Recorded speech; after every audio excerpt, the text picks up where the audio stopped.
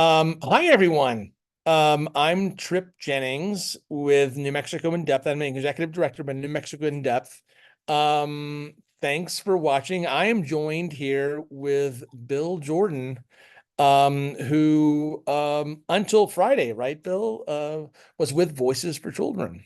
One of the organizations, anyone who spends any time around the Roundhouse in Santa Fe, the State House, knows Voices for Children. They're a very prominent organization that lobbies, as the name suggests, lobbies for children, things that make children's lives whole, and things like that. So welcome, Bill. Thanks so much for appearing with us.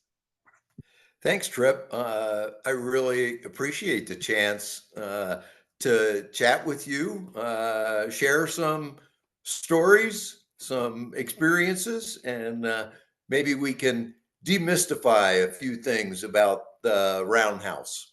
I would love for us to be able to at least begin to demystify a place like the Roundhouse, because I do think that it is such and I maybe use the wrong incorrect the word incorrectly, but it in some ways can be so opaque because many of the policies are arcane for folks. And really, maybe I'm too much of a nerd and maybe you are too, but I find it just extraordinary up there. I just find it extraordinarily interesting. But anyway, thank you so much. I do have some questions I would like to start with. I mean, would you talk about your um your trajectory, because you did not start with Voices for Children. Can you tell everybody here a little about yourself? Like, where did you grow up? How did you grow up? What did you do before Voices for Children? Yeah, so I grew up in Kentucky, right across the river from Cincinnati, very close to downtown Cincinnati, and was raised there, Catholic schools all the way through grade school, high school, college, and then a master's degree in religious studies. So I was steeped in it. I moved to New Mexico about 37 years ago. And it was at that time that I started doing volunteer work for people with HIV and AIDS. And that was the late 80s, early 90s. The epidemic was raging at that time. And after a few years of volunteering, I was asked by the Department of Health to set up a nonprofit that would get community input and help the state develop a plan for HIV prevention and treatment. And I did that for 8 years as the executive director of the HIV Coordinating Council of New Mexico. And then in 1998, the drugs were beginning to work really well. And the epidemic really changed, and the drugs showed a lot of promise. And the state decided that they wanted to put all of their money for HIV into making the drugs more accessible to more people. And so we had done enough community planning, creating the state's plan for HIV. And so the coordinating council was dissolved. And then shortly after that, I went to work for New Mexico Voices for Children and been there until now. At some point during your work with the coordinating council, I believe this is right, and tell me if I'm wrong, but you were able to, was it help lobby the legislature to pass a law for the first needle exchange program in the state? Is that correct? Yeah, that's Yeah. that's right. We did that actually in the last year that I was there in 1998. We were fortunate enough to get the votes to pass a syringe exchange program for IV drug users. The evidence at that time showed that we could dramatically cut the rate of transmission of both hepatitis and HIV among drug users if we could provide them with clean syringes. And you will remember that Gary Johnson was very interested in drug policy, and Right, he had a right. keen interest in that. But he was steadfastly opposed to using tax dollars to provide what was an illegal activity, drug use. And he just couldn't figure, in his own mind, he couldn't get past the idea that we were using state tax dollars for an illegal activity. And he totally got the importance of the public policy in terms of trying to stem the transmission of these two terrible epidemics. So I met with him. We passed the bill through the legislature, and I met with him 3 times during that 20-day signing period, and trying to convince him uh, to sign the bill. And I left his office after the third time thinking that he wasn't going to sign it. Yeah. And there was 30 minutes left for him to sign or veto the bill, and I got word that he had signed it. That's And amazing. I mean, also I want to say for the listeners who don't know, if a bill passes in the last 3 days of a legislative session, the governor has 20 days to sign the bill. That's what Bill is talking about, and it's extraordinary. If it happens before the last 3 days, the governor has a much shorter time period to sign the bill. He I wasn't here when he was governor, but I've met him several times and I've, read up, on the news stories and stuff. What an interesting governor, because he was in many ways what I would have libertarian means something else today than it did maybe 25 years ago, I think, to some people, but he really was in many ways a libertarian, oh yeah. which meant, social policy probably a little less. He wasn't that conservative on social policy, but on financial, like fiscal stuff, very conservative, I think, which made him, it sounds like maybe even ripe for your lobbying, actually. I Well, mean, he saw it as a long-term money saver because mm, we're talking about two very costly diseases with hepatitis and yes. HIV, and so he got that part, but he also, I think, I think he also saw this as an opportunity to become engaged in the public policy debate around drug use Mm. and what it meant. And it was a small thing that he could do without being, uh, too far out on a limb. After all, the legislature passed it, which was in itself kind of a surprise. They had Mm. defeated it several years in a row. And then in 1998, they passed it. I remember reading about him in when I was in another state, covering a different state house, and obviously he ran for president. On some of um, drug legalization policies, as I recall. Which so you got to work with Gary Johnson, which is just a treat to hear stories about that. Because if anybody, those of us who have met him we know that he's a very interesting person outside of the roundhouse, extreme athlete at some point in his life, and just a really interesting, entertaining guy. So how did you make the transition to Voices for Children? Did you see a connection between what you were doing with the coordinating council, HIV coordinating council, and children?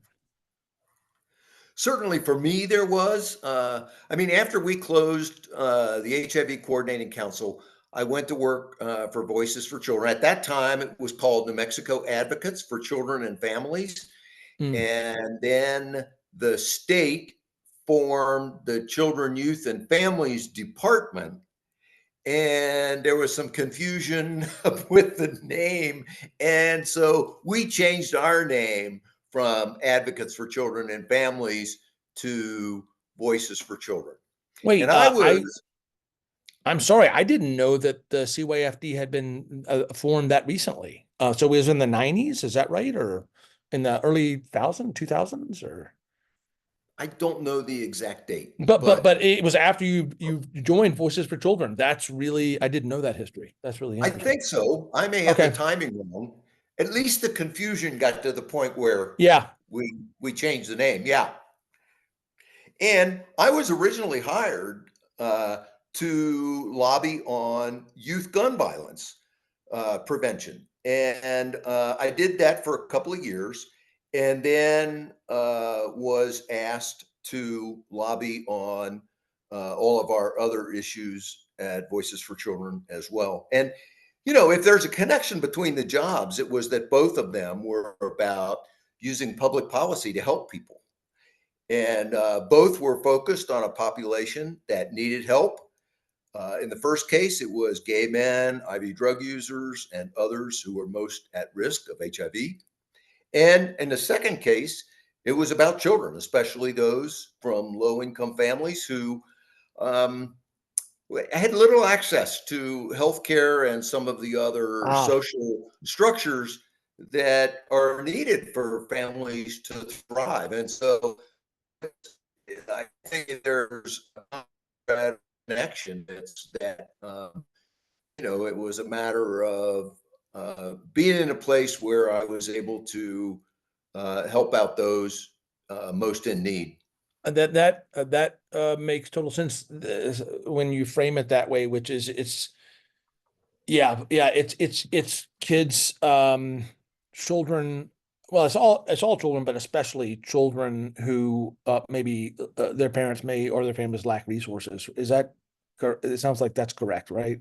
Um, Mhm. yeah, yes. Can you talk about some of the issue areas that you have lobbied on for Voices for Children? Because you mentioned youth gun violence, but by the time I met you when I got here in 2005, so I met you mid 2000s. Voices for Children is lobbying on a lot of issues. At least, can you name some of those issues that you have lobbied on over the years? Not everyone, but ones that really you recall. Yeah, I think I think what maybe the way I would like to answer that is to talk about um, how how some of that happened and some of the I guess more memorable Yeah. Okay. maybe moments uh, because they really involve both winning and losing. And I think, as you know, uh, it's rare for an important piece of legislation to pass the first time it's proposed. A good example of that is the proposal to use a little bit of the land grant permanent fund for early childhood. That took 12 years. That Yeah. idea was born at Voices for Children, and it took 12 years before the legislature and the people passed it. And what a difference it's made.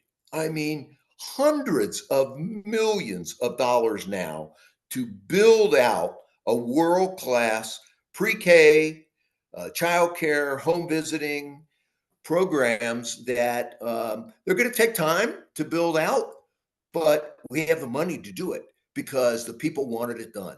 And that, I think, is just one of the heartbreaks for many years, and then sort of elated when it finally passed. And now we're really beginning to see some of those dollars flow and the difference that it's making in the lives of kids and their parents who need to go to work and have to have a safe place for their kids while they're working. So, that's a great example of one of those that, year after year was heartbreaking and then just uh, a phenomenal win for the people. It was I remember I think I might have been at the first press conference for this proposal in 2011. I don't know if that was the first press conference, but I seem to remember it. And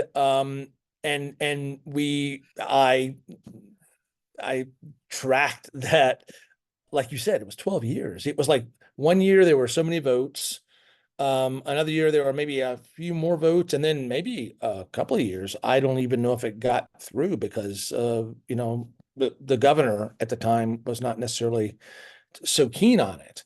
But yeah, for all those who are watching who don't know about state houses, even innocuous bills sometimes can take 2 to 3 years to get through. And this was something that would actually, it gets kind of complicated when we talk to the land grant funds and when exactly the money, it didn't actually touch the fund as I recall. It was going into the fund and they would just take some of that.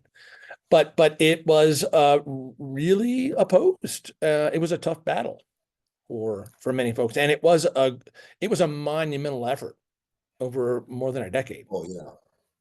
Monumental. It really was. So And so that's that it's not unlike a lot of issues. I mean, you know that from being up there that the sometimes you need to build momentum for an issue. Sometimes it's complicated and it takes a couple years to get it right.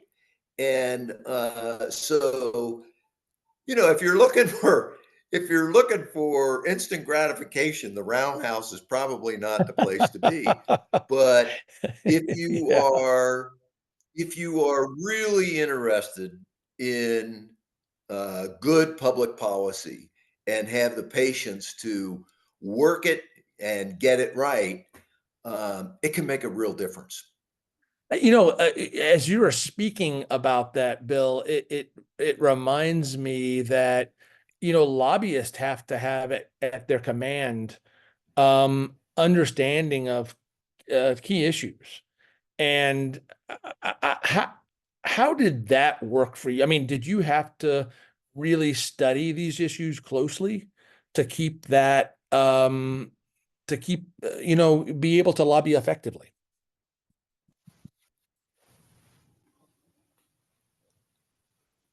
I lost you for a minute, Trip. I'm back. Are Ah, you? yeah. Can you hear me? Yeah. Yeah, yeah. Okay, so I was asking, you just reminded me that lobbyists, it's not just talking to people. You really have to have a command of the issue. And or at least be able to introduce people, lawmakers to people who have a command of the issue. But even lobbyists, even those who connect folks, have to have a command of the issue. They have to at least be able to form a narrative, tell a story of how this will help. I mean, in some ways, as a journalist, and I think it may be true of as lobbyists, I always think of covering a state house as like almost earning an additional master's degree because you really learn about so much. Is that how you feel about it? Because you're always studying, right? Aren't you studying stuff, different issues? Trip, that's especially true for me because I'm not a policy analyst. Voices has a whole team of folks who are experts at this policy. And they're the ones who teach me about what is important at the roundhouse. And so they know the details and they're able to get in the weeds, but I'm much more of a generalist. And so, Yeah, the worst nightmare for me is to work with a lawmaker to get them to support something or sponsor it. And then they start asking the really difficult questions that are beyond me. It's like, right, oh, right. well, I got a team of folks back at the office who really know this inside now. And they will sit with you and testify with you, present the bill, be your expert witness. But yes, you're right. Lobbying is very much about having to get in the weeds on some really complex issues. Everything from finances to how agencies interlock and work together. I mean, it can get the thing that I find with lobbyists is that we at New Mexico in Depth have covered a lobbyist as part of a larger project. But in many ways, lobbyists are our best friends at New Mexico in Depth because people like you have been up there for dozens of years. And it really is the state, any state house, and I would think Congress is like this as well, is a hard place to gain an understanding of and about and how it works. And lobbyists, if you have any young journalists who are watching this video, um, make friends with lobbyists because yes, they'll be lobbying on this thing or that thing, but they also talk to one another, right? And they know what's happening each day of the legislature. Like something's happening in maybe, a committee over here. Um, I, I, how how are you able to stay up on everything that's going on every day? I don't mean Bill Jordan. I'm not asking you directly, but you guys really do have to keep up what's going on every day of a legislative session. Yeah, we really do. I mean, you need to know what's going on with your own legislation and with other legislation that might impact what you're doing. So, I guess what you're saying is that both lobbyists and reporters like chisme and are, when you're at the roundhouse, it's ears open all the time, and you Yes, know, a lot of what happens is based on relationship, and so you kind of need to know who's getting along with who is not getting along with that's very somebody. important. Very important. Yeah. It's very important. You don't want to ask the wrong person to help you out with an issue by helping to try to get somebody else's vote if they're not getting along that day. So, it's really important to know who's supporting, who's opposing, who are the swing votes, which legislators do or don't get along with Hmm. other legislators, what bills might be in that mix, in terms of their relationship and support or opposition to each other. All of those personal dynamics are just really important, so that your own bill and the work that you're doing doesn't get caught up in something that's unrelated to the issue that you're working on. Because we know that there have been bills that have been killed because they got in the middle of some kind of turf war or some kind of personal fight going on between lawmakers. That happens. Um, did you find my experience as a reporter is it takes time to build those relationships and know who's talking to whom. Is that true for lobbyists too? You really have to build a network of relationships, right? To know who to Oh talk to yeah. and who might know if these two lawmakers are beefing over here, so you may want to stay away from them, that kind of thing, right? It takes time, right? And yes, it does. It takes time to build those relationships and also with other lobbyists, learning who you can trust. There is often a lot of negotiation about amendments and who's going to offer support for something. And it's really important to know which lobbyists you can trust and who um, is a worthy opponent in some Mm-hmm. cases. Mm-hmm. They're not hiding something that might be important to the legislation. And there's a lot of lobbyists that I would never support their legislation. I mean, it just corporate hired guns that are there to build profits for corporations or whatever it might be. And yet some of them are really honest brokers. I mean, some of them, I trust their word at least. Oh, And I may no, not no, right. agree with the issues that they're working on, but as a lobbyist, I might trust them. And then there are others that I wouldn't. And As you say that, this is one of the great things that I think that people outside who are not really privy to of the roundhouse, any state house or Congress, is that yeah, people can disagree, but over time, I've heard lawmakers say this over and over again to me, which is, hey, I don't agree with this person, but you know what? They gave me their word. They're going to keep it, and I know what to expect. And I'll work with this person on this issue over here, not here, but over here, because uh, they're trustworthy.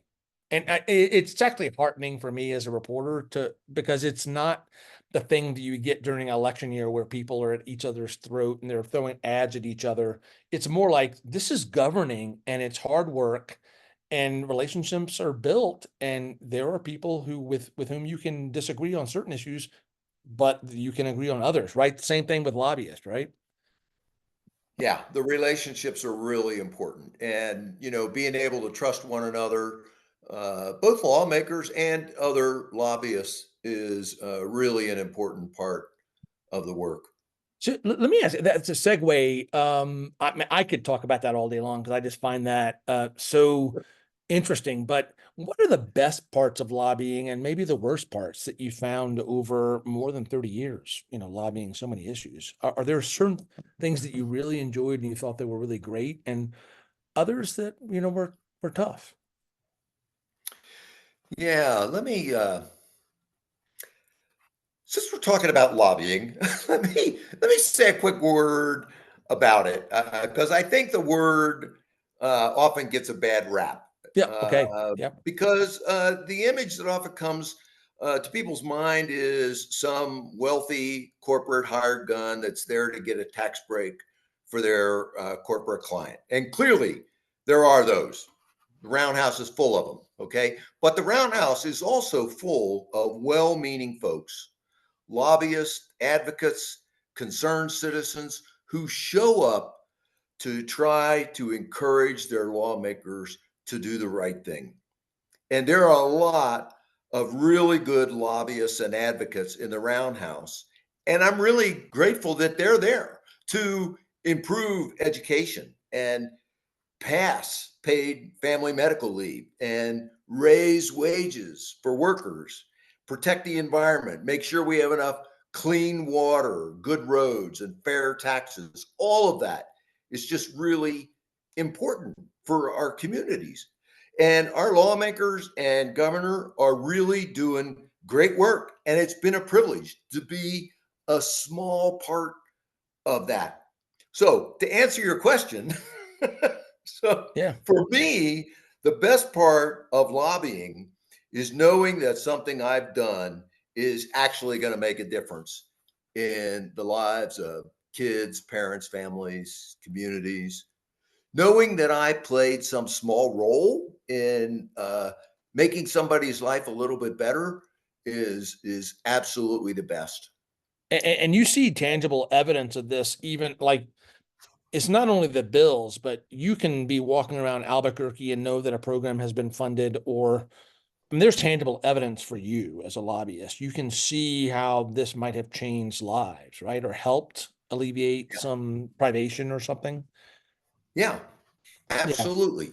I mean, you see that, and you know that the system is working as it's intended to. That lawmakers really are there, doing the work of the people and doing their best with what they've got to improve uh, chances for kids and families. The thing that I also want to say, Bill, and I still want you to ask about the worst part, but one thing I will say is that what's striking to me is when you cover politics, as I have done, as a reporter, kids are always, in campaigns front and center.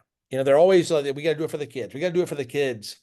And when you get up to a place like a state house or Congress or whatnot, um, the feel good stuff is not. I mean, it's a hard slog sometimes. It's a hard slog, and that I'm not disparaging lawmakers or anything. It is just hard work to create policy that might affect the lives of many children, and especially in a place like New Mexico, where there is just so much poverty and just it's a wonderful, beautiful state, and yet it does have challenges.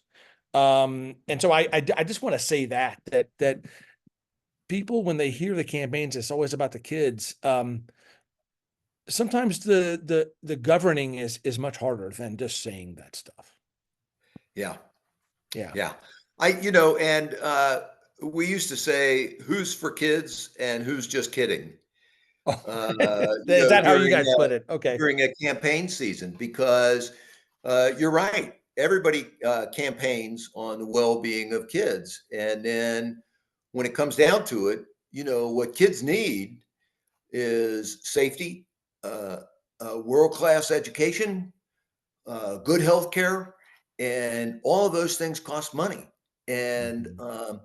they are pitted against other interests, usually tax cuts. Mhm. And so, yeah, it is. It's a tough slog. And, a lot of lawmakers are really are for kids. And then there are Yeah. some that are just kidding.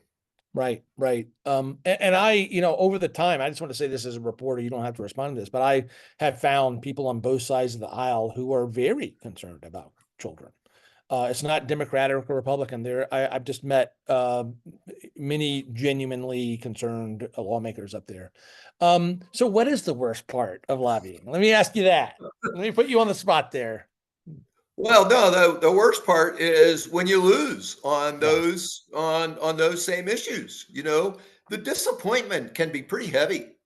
Mm, The questioning about what we could have done differently to get the needed votes. All of that is really heartbreaking, particularly when you got to wait a year, sometimes two, to come back and mm-hmm, try again. mm-hmm, Um, but I will say that having done it for that many years, that it is also often the case that that loss is temporary. mm-hmm, And as mm-hmm, you know, it often takes years to pass important legislation. But if the proposal has merit, it'll gain support and it'll eventually pass. That was true with syringe exchange, and it was true with the land grant permanent fund. It's been true with all of the amazing improvements we've made to our tax system, improving budgets for public education and for healthcare. All of that is, slow to come, mm-hmm. and yet, I think we're on the right track with all of them. So I wanted to ask you because you have been you probably, I don't know every single lobbyist up at the Roundhouse. I know several hundred, but you have to be in the top 10% of longevity up there easily, I would think. Because you You're spent not more than 30 calling years. you're not calling me old, No, no, are you? no, no. I didn't mean that at all. I'm saying you're experienced. You're experienced. I'm someone who believes that that's a good thing, having experience. Tom Horan used to say that anybody can lobby the first 57 days of a legislative 60 day. It's the real lobbyist who lobby the last 3 days, So I would consider you like part of that, coterie of people who understand the importance of lobbying. As someone who's been up there for so long, there has been a movement in the last probably decade to really introduce more disclosure around lobbyists, like how much are they paid, the expenses, like for those people who don't know, there is as there is winding and dining of lawmakers by lobbyists who are representing certain interests. And there's been a push to really, open up those kinds, well, just open up how the process works. Even smaller things like what bills are you lobbying or what issues you're lobbying. I mean, do you have a sense? What's your take on that after being up there for so long, more than 30 years, and having a sense of the place? Just personally, is that something that, what's your sense of that? Yeah, well, let me say, I think, we also, or we already have to disclose our lobbying expenses. We only have to do it 3 times a year, but if we meet with a lawmaker over lunch and pick up the cost of that lunch, we have to report that. So those expenses are reported. Campaign contributions are also reported already. And I work for a nonprofit, so I'd be happy for the public to see how my salary compared to those of the corporate lobbyists. Yeah, I wouldn't mind seeing that myself. Yeah, I mean, You part know, of that is, yeah, the contracts that private sector employers have for lobbyists. Public sector, you can go through and maybe request records to get, and it's somewhat public. You still have to do the work. When I talked about the expenses, I mean the itemized expenses. I mean, they're, as someone who's been around for a while, we know that sometimes people can say, well, I paid only this much, so we don't have to report the itemized expenses if we don't go above this mhm. threshold. That's kind of what I'm talking about.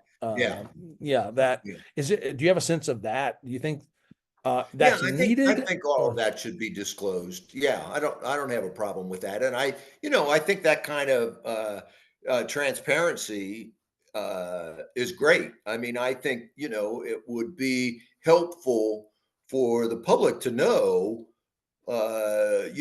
exactly what corporate lobbyists are doing. What's the chamber doing? Big tobacco, pharmaceutical companies, restaurant Mhm. owners, big oil, all of them, they're up there spending a lot of money on lobbyists and on expenses and on campaign contributions, ultimately to try to influence the legislation that they're working on. And so, yeah, I think it's important to have all of that disclosed. And I think lawmakers ought to be able to see that, and know, um, exactly who is playing on what team Okay. and what they're really doing. And to see, for example, contract lobbyists when they may have conflicts of interest.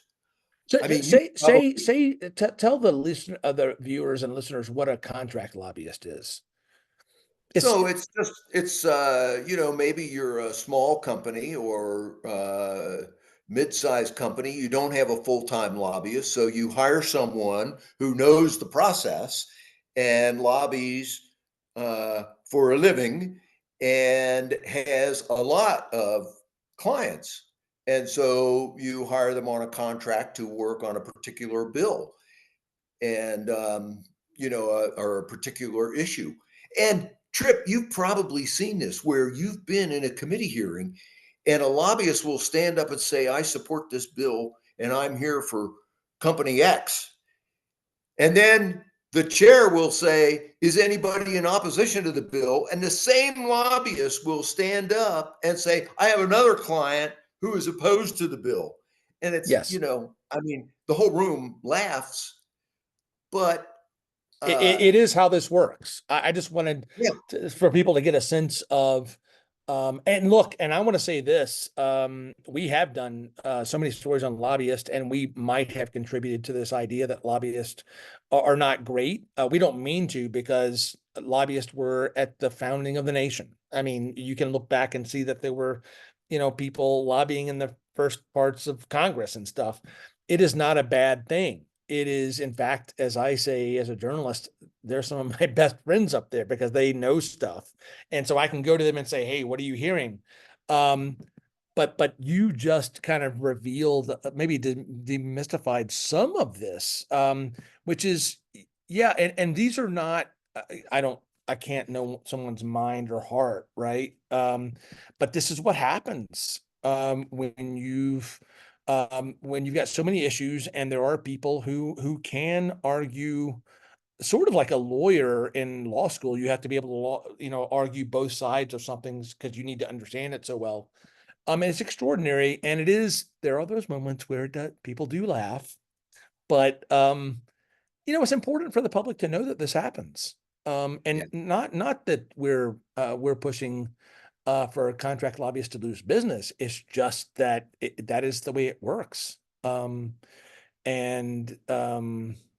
Yeah, I could talk all day with you about this stuff because I honestly find covering or being around a place like a state house to be um like the human condition on display. You've got every human behavior there, I think sometimes. I mean, there's not violence necessarily, but there's so much going on there um, that I just find it fascinating. I know some people might think it's like paint drying, but not me. Yeah.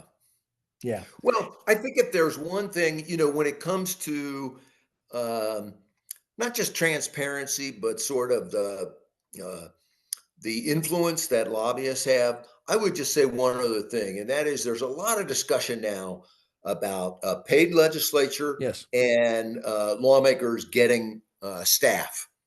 And I think that is critically important. If they're going to do the best job for the people, they should be paid something for that. And I one of the things that a lobbyist does is actually almost uh, provide staff support for lawmakers. You know, Yes. we help them create their talking points, prep for a hearing, and that gives us an extraordinary amount of power. Uh, And that power probably ought to lie with the lawmaker and their staff, you and not quite so much with the lobbyists. I mean, I like to think yeah. that Voices brings a lot of expertise to the roundhouse, and we do. But it doesn't mean that we should, or anybody else should, have that much power to influence legislation without having lawmakers have the staff to vet what it is we all bring. That, And so I just, I'm a big proponent of lawmakers having staff and lobbyists having just a little less power and influence. And I'm not saying that because I'm leaving. I'm saying that because that's my experience. And I think we want the very best in lawmaking. And that happens when they have professional staff working with them. I want to say too, to add to what you were saying, there are also not just talking points and stuff like this, but I know this because I've seen it. You've got technical lobbyists who are like experts on a particular proposal who will actually, tweak a law because they have technical understanding of the issue. Some of this stuff is really complicated. Yep. And so that, to your point, because I did cover another legislature in another state where they did have full-time staff and they were paid. We've talked to people who study this, and when you have this situation as you do in New Mexico, lobbyists do have more power. They have power in a lot of places. Don't get me wrong, but they have more power in a place like Santa Fe because of what you just said. Yeah. Which is again, a lot of the lobbyists I personally like. It's not that I don't think that they're doing a bad job or anything, but it's, to your point, that's a lot of power. It's a lot of power. Listen, Yeah. on that note, I want to thank you, Bill, for being with us. I think I went over a little time. I apologize, because you were so interesting. Bill Jordan has been the longtime lobbyist for Voices for Children up in Santa Fe. He retired. His last day was Friday. If you, it's okay with me saying that, right? Sorry, I just said it anyway. And it's been delightful talking to you and learning a little more about the Roundhouse. Thanks, Trip. I enjoyed talking to you, and I wish you luck up there in I'm a gonna few need months it. when you head up for the next session. I may hit you up for coffee or something so we can have coffee and talk, even though you're retired. So, um, Anytime. I think my schedule is open. So hey, listen, thanks so much. Thank you everybody for watching and listening. I'm going to end the recording. Okay.